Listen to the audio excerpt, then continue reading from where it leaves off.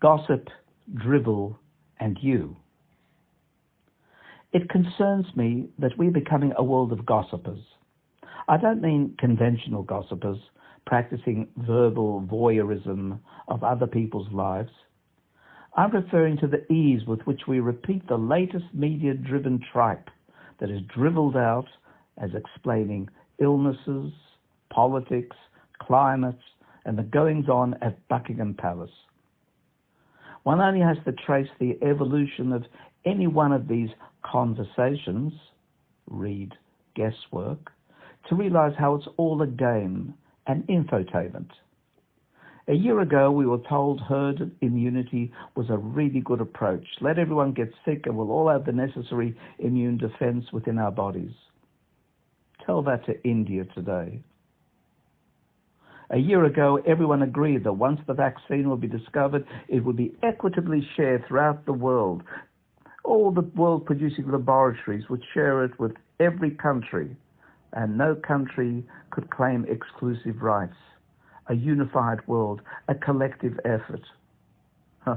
Witness today the most immoral, competitive, restrictive distribution of the vaccine, clearly weighted towards the wealthy countries, and even then, including hoarding and dreadful administration.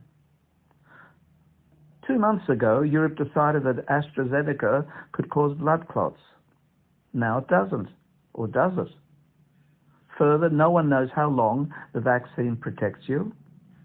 No one knows if those who are vaccinated can be provided with freedom of travel around the globe. Yet every government and talking head will provide you with measured and assured answers claiming professional certainty, all to be outdated within weeks.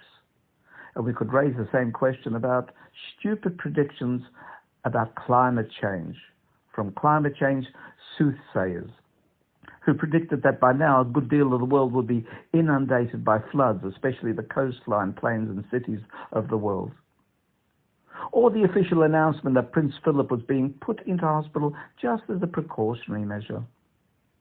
Or that President Biden would open the Trump wall as a humanitarian gesture, a wall that remains as firmly locked today as before. And you and I buy it all, hook, line and sinker. Why? Because you want to. You want to believe in the future, but scared to voice it.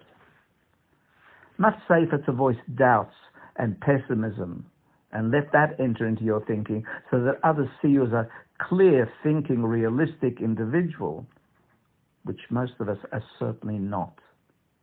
We just ape the latest drivel dished out by the trotted out, conferred experts to reinforce the newsline of that station or paper.